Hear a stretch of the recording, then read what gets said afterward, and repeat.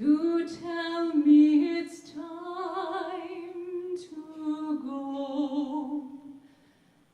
But deep in the dark green shadows are voices that urge me to stay. So I watch and I wait and I listen for one more sound, for one more lovely thing that the hills might say.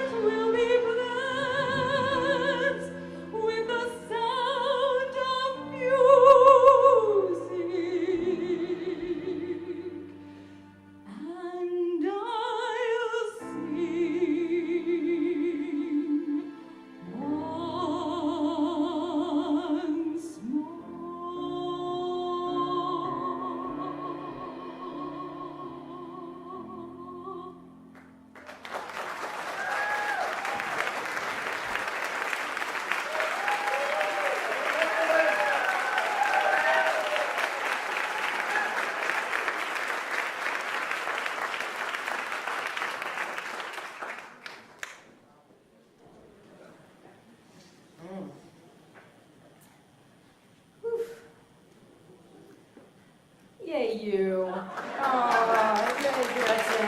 Thank you. Thanks for being such a huge part of the series, right? You know? So thank you for saying yes. Yeah, thanks for... Because we're talking today about life.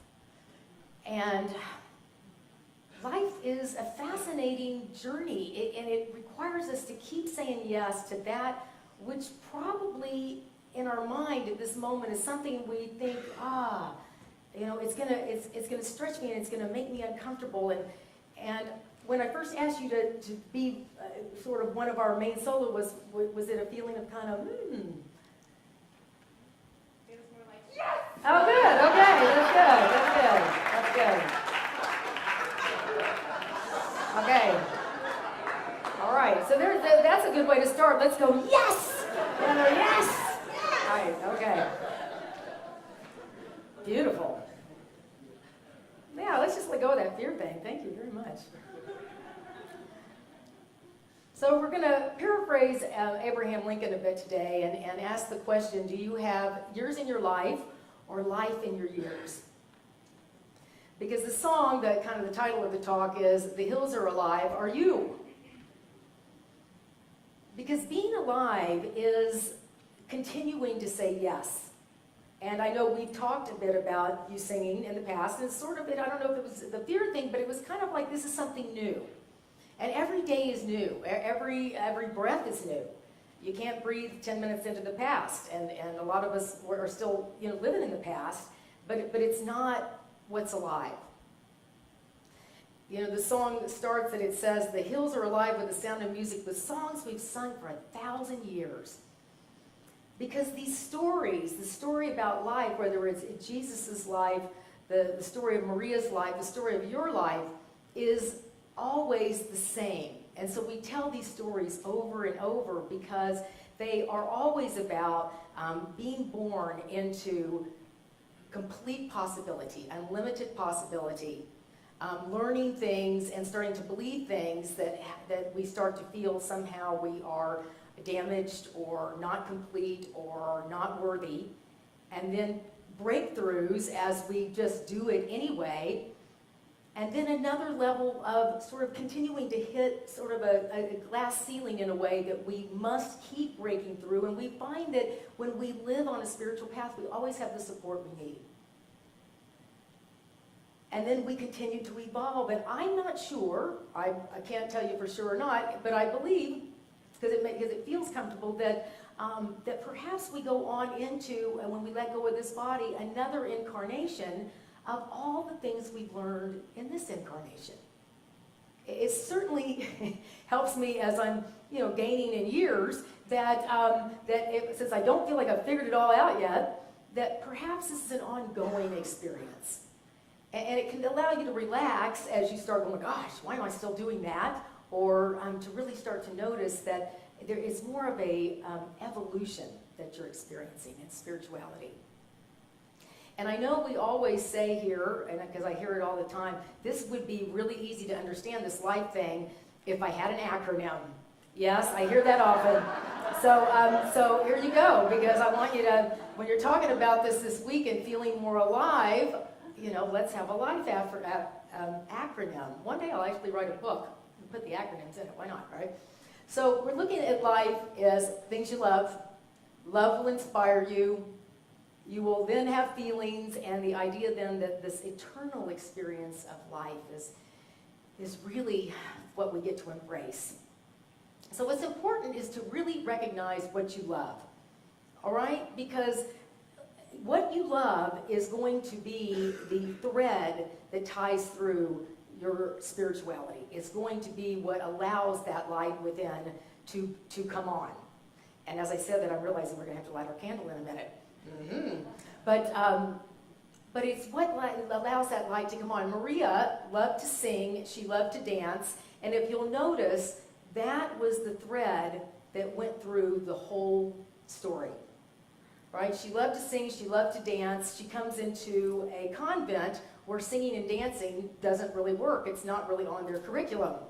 So they invite her then to go out in the world, and she resists, and then she goes, and she's so scared of these kids and all this kind of thing, and then she teaches the kids to sing and dance.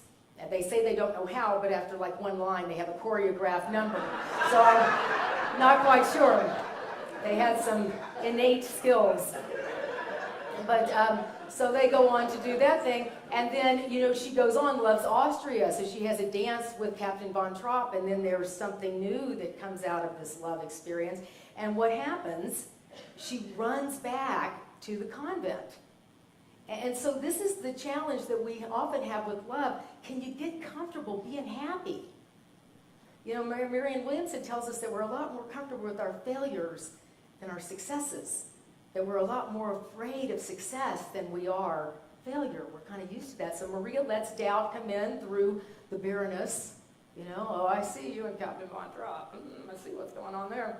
And then Maria's like, I'm a nun. I don't know how to do this. And so she runs back. And then, probably the most profound part of the movie for me is that when Mother Superior, as we've talked about, that divinity, that God consciousness comes and says, You know, because Maria wants to be in isolation. You know how we are when we're afraid. I'm not going to talk to anybody. I'm going to just deal with this by myself. But you know, the Spirit won't leave you alone. I used to have a good friend that was a Unity minister. He goes, wherever I go, it's like, Unity's like a vacuum cleaner. It just keeps sucking me in. You know, it's like, okay, you know, he says, I can't not be of Unity. It's like, okay, all right. But that'll be our new slogan, Unity, the vacuum cleaner. You can't get away. But what a Mother Superior says to Maria's like, I'm scared, I might have fallen in love, oh my gosh, happiness might be following me, I can't do it. And so she says, Maria, you must find out, you must go back. And Maria says, you can't ask me to do that. When Spirit asks you to do something new, try a new job, try a new relationship, go out and do one of your favorite things. And Maria says, I can't do that. Please let me stay. How many of us want to play small, right? And Mother Superior says, these walls were not built to shut out problems. You have to face them. You have to live the life you were born to live. Breathe into that, right? Maybe Mother Superior, God, Christ consciousness, Buddha nature, whatever you call it, is talking to you right now. And there could be resistance, because that is sort of this human condition that we really do not believe that we have unlimited potentiality, that we really do not believe we're connected to divinity. But Gretchen had a moment there, yes, right? And so Maria, heads back out, to try love again. And because she's committed to love, the C's part, and she ends up, being part of this family and this relationship and the family. And then of course they're dealing with the war. And so they allow the singing and the love to be their energy, and then they end up leaving that situation. And then they're still climbing and doing their thing, because this is an eternal experience. But I think our trick with love is that love, I think we want just the good times, right? We want the roses and the candy and the music and the romance. Am I right? Right? And then, things happen like insecurity or fear, and it's sort of, oh, yeah, see, it never really works out. But our opportunity on a spiritual path is to be, as Hilda Braun told us, that love is for your pruning. You have a new dog, right? It can, there's wonderful times and tricky ones. Can I tell on you a little bit, Mary? Because I just love you so much. Mary has a wonderful new dog, right? So this is a jump in consciousness, right? And so, but Mary, before she got this dog, we talk about walking down Sheridan. I said, I jog down Sheridan sometimes. She goes, oh yeah, but be careful for the dog poop. I guess I can say that in church. And so I'd be like, oh yeah. So when I saw her the other day, now she has a dog, right? So I said, I bet you don't notice that much on the sidewalk as much, do you? She's like, no. Right? Because love prunes you. It takes away that is anything but love. And gardeners know this stuff, right? Because, you have to prune, you have to cut off anything that's not about love, and love opens you up. It forces you to wake up. So love is the beginning of the life thing. And it is not, always, it's not supposed to be. I heard this really interesting thing on Jimmy Fallon the other night, where I get all my news, all my sources, and he said that in 2020 we could be dating robots. And I sat there, my Pomeranian and I were pondering, and it was a really eerie feeling, because how many of us have thought, a relationship, I could take a little of this person, a little of this person, a little of this person, a little of this person, and there we go. And all of a sudden, it was this really weird feeling of having this perfect, robot, and it didn't feel good. It felt, and then I'm like, well, if that doesn't feel good, then maybe all this mystery and challenge and unknown, maybe that's what's interesting about life. Maybe that's what's interesting about love, that it isn't something that I'm just going to make and it's going to be perfect for me. I mean, it's perfect for me, probably in its imperfection. That's how life is, right? And that's what makes it interesting. Now, I tell you, what you love will allow you to be inspired. There's a quote, the next guy, by Rubenstein, and he says, I have found that if you love life, life will love you back. But you know, most of us, like, I'm waiting for the world to change. I'm waiting. I'm waiting for love to come, and then I'll be happy, right? But see, it's not how it works. Like, it's never how it works. You know, you love your life, and then life loves you back. You know, you are the one that knows what you love. I have a shirt that I bought at a place called Cafe Gratitude in California, and it says, "I love my life," across the top with a big exclamation point. And I wore it the other day, and I got out of my car, and the parking guys were like really friendly to me, and I'm thinking, you know. And then I'm feeling better, but then I had whatever was happening that day, and then I realized, I looked down, I'm like, oh my gosh, I have this shirt on, so I like have to look like I love my life, because right? And I'm realizing this is an inspiration. You know, if I'm walking around, you know, being Miss Inspiration, then maybe I want to feel inspired. All right, so we're going to do this, just a little inspiration exercise, because I forgot to light this candle, and it's not about doing this perfectly, it's just about doing it. So let's put your hand on your heart. I'd like you to think of something about your life that you love. It could be a talent, could be weather, could be a person, a pet. And say, I am the light of the world. Together? I am the light of the world. And look at your neighbor, because they need to hear that from you. You are the light of the world.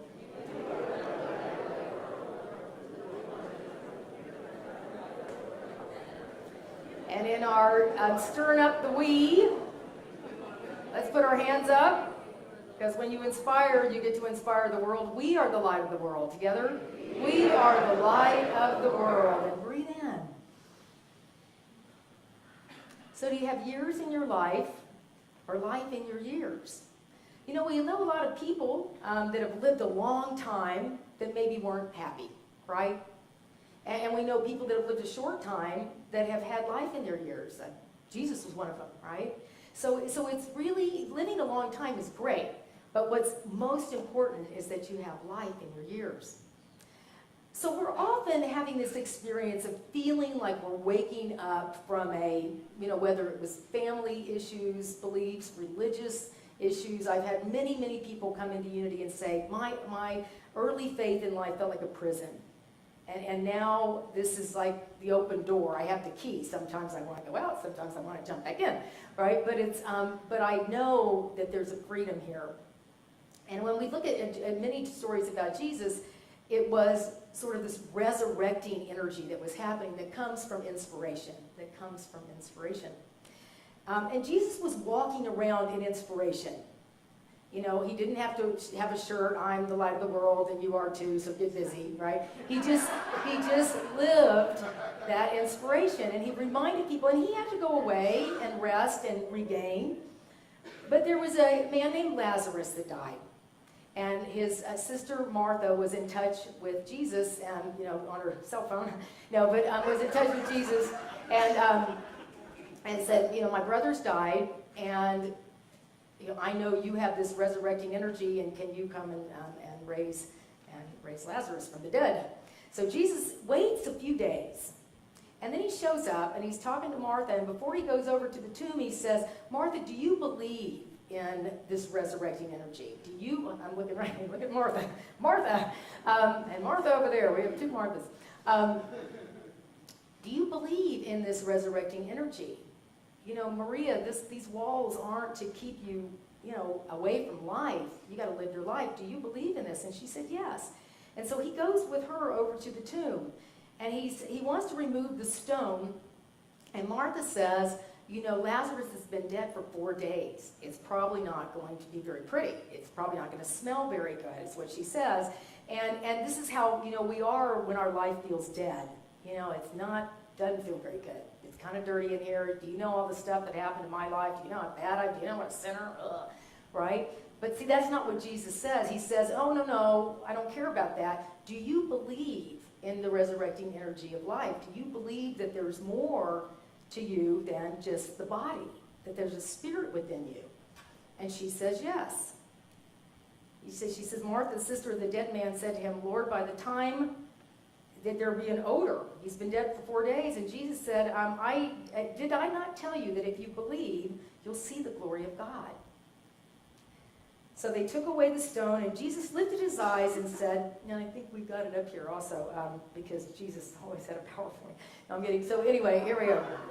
I'm just awful with this technology stuff. All right, Father, I thank thee that thou hast heard me. I knew that thou hearest me always, but I have said this on account of the people standing by, that they may believe that thou didst send me. And when he'd said this, he cried out in a loud voice, Lazarus, come out. And the dead man came out, his hands and feet bound with bandages, and his face wrapped with cloth.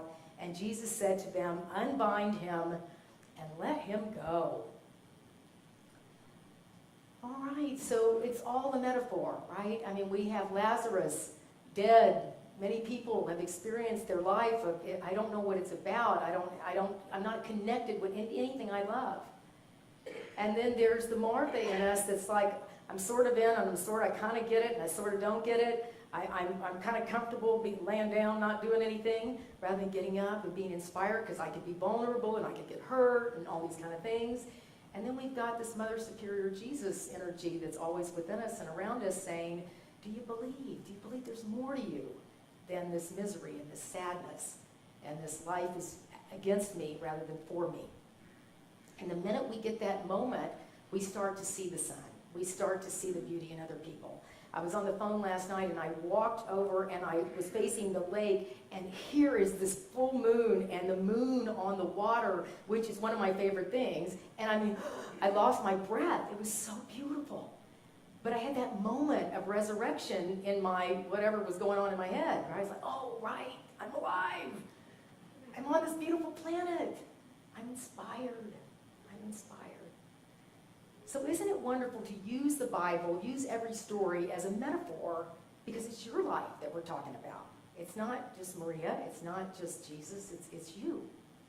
Now I hear from you all the time about what happened this week, and oh my gosh, I love this place, and this happened for me, and that happened for me. And so I am going to now speak with a young lady that has been here for 3 months, and was telling me this week how inspired she was to be here, and how people have just she's had great moments here at Unity in Chicago. And this is Rhoda Dion, and I would like Rhoda to come on up here. So let's give Rhoda a hand.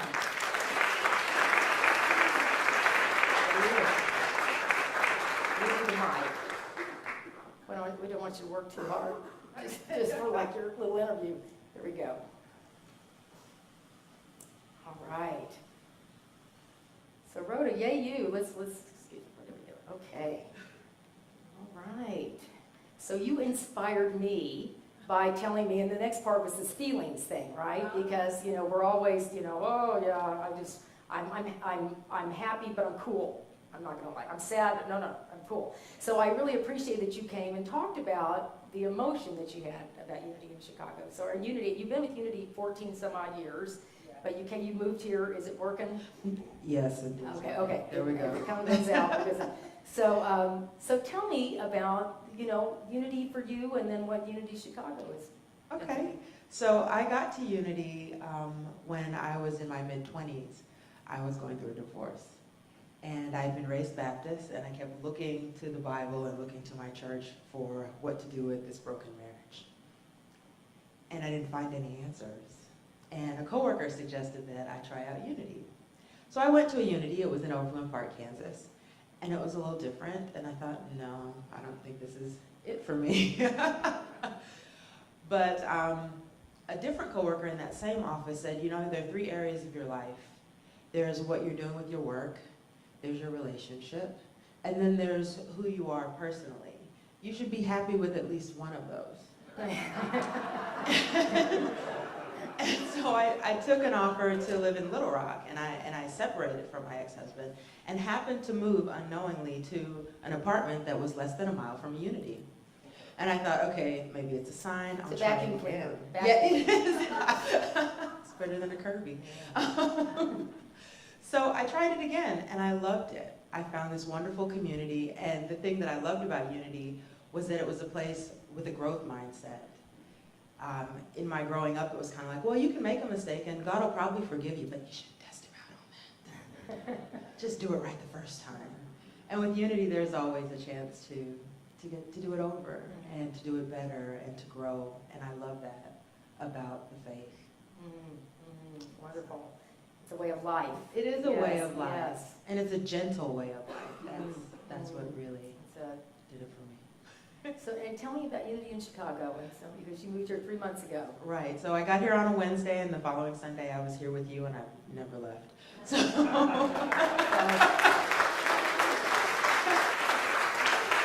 so the thing I love about Unity in Chicago is that there's a sense of connection on several levels for me. Every Sunday that I come here, I connect with another human being in a meaningful way. Like I left and I think, wow, I made a friend. I don't know when I'll schedule coffee, but I made a friend while I was here. And I love that about this congregation, whether it's the 9:30 or the 11 o'clock.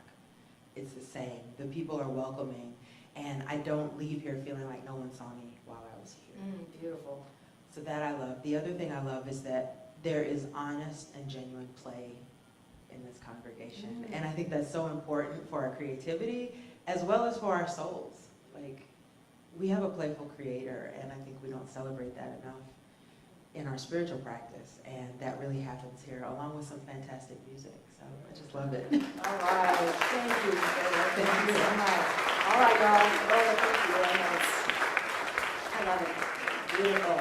All right, so you all feel good about yourselves, because a lot of what Rhoda shared with me was just this feeling of feeling really connected and loved, and like she said, she never left. So feel good about that, right? Because your life has inspired the people that walk in here.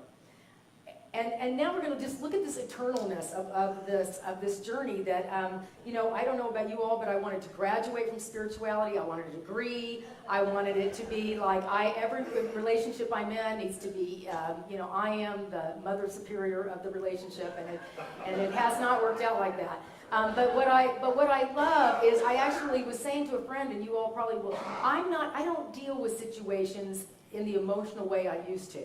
That there has been a growth, there's been a shift, there's been a maturity. I really even think even the days that when Jesus heard about Lazarus, that he waited a few days before he went. Because there's a lot of, let me rest and let me come to situations with a thoughtfulness, with a playfulness, surely, but not this sense of, I gotta fix life. I gotta allow life to be shown to me through love, inspiration, and allow my feelings to be what they are. So the eternalness of life, I think, is so important as we do get older, to recognize that there's never an age where nothing can where it's over. I know today when I'm around people, I don't even know people's age anymore, because what I feel is their vibration. The young at heart is what I like to call it. And there is a group that I've got to show you all, because they have really inspired me. It is a group called Young at Heart. There was a documentary in 2006 that came out. Do you remember them? They are a choir. They are people aged from 73 years old to 89 years old. They started at an elderly housing project in Massachusetts. The first group included elders who had lived through both world wars. One of the members had fought in the Battle of Somme as a 16-year-old, and another, Anna Main, lost her husband in the First World War. Anna was a stand-up comic who at 88 told jokes that only she could get away with. And she sang until she was 100. They celebrated her 100th birthday with a parade downtown, and they actually had to reschedule the parade the next year because her family informed everyone that she was only 99 the year before. So this group now goes and performs everywhere, but one of their favorite things is to go to prisons and perform. And what I'd like you to see in this very short clip is that not only one of their members died just hours before they were to do the concert, but to watch the faces of the prisoners as they are doing their life, what they love, what inspires them, their emotional being, having fun with this thing, and just notice this eternal life that is continuing to come through all of us. Turn the lights down. There you go on. Thank you. Very, very warm and enthusiastic welcome to the Young at Heart chorus. Just 1 hour has passed since the chorus learned about Bob Salvini's death. Now, before they barely had time to absorb the shock, they have to face an audience and let's have a perform. very warm, enthusiastic welcome to the Young at Heart. Thank you very much. Thanks for letting us come and do some songs for you. Hope you enjoy them.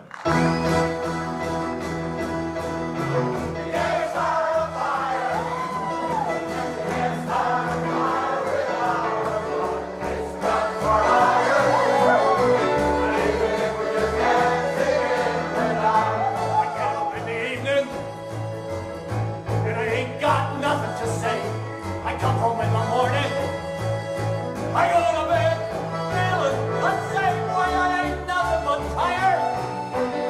Man, I'm tired and bored with myself.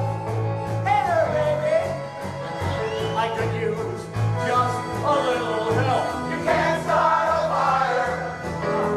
You can't start a fire without a spark. It's got fire.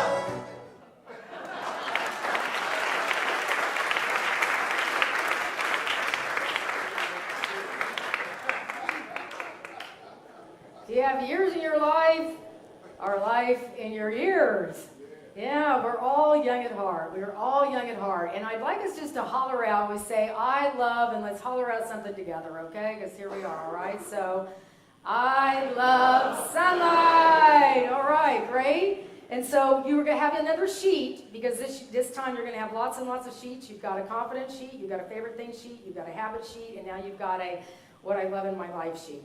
All right, and so again, I want to thank you for journeying through this wonderful story of Maria von Trapp and the story of her life and of your life. I'd like you to know that when Maria did go get married to Captain von Trapp, she really wasn't in love with him. She was in love with the children, and he was so in love with her for being so connected to his kids. And then she said, as she committed to this journey, that he became the greatest love of her life. So let's remember Mother Superior, that spirit in you that says life isn't a place to hide out. You know, you got to go out there, you got to find it, you got to live the life you were born to live. And the song right after that talk is what Sean Harris will sing for us to have at the end of the service, which is Climb Every Mountain. And I'd like it, when he's singing this song, as only Sean can do, I'd like you to really reflect on this next expansive adventure that is up for you in your life. All right? Because you are the light of the world, and you allow everyone to see better. And you are absolutely tied in with all that is. You are unlimited potentiality. And we do have an affirmation that we can say as we are going to go into our, all right? Oh, here we go, okay? So y'all ready? Here we go. The presence of God is within and all around me. I am alive with creative energy, awake to prospering ideas, and open to unlimited goodness. And give yourselves a hand for showing up.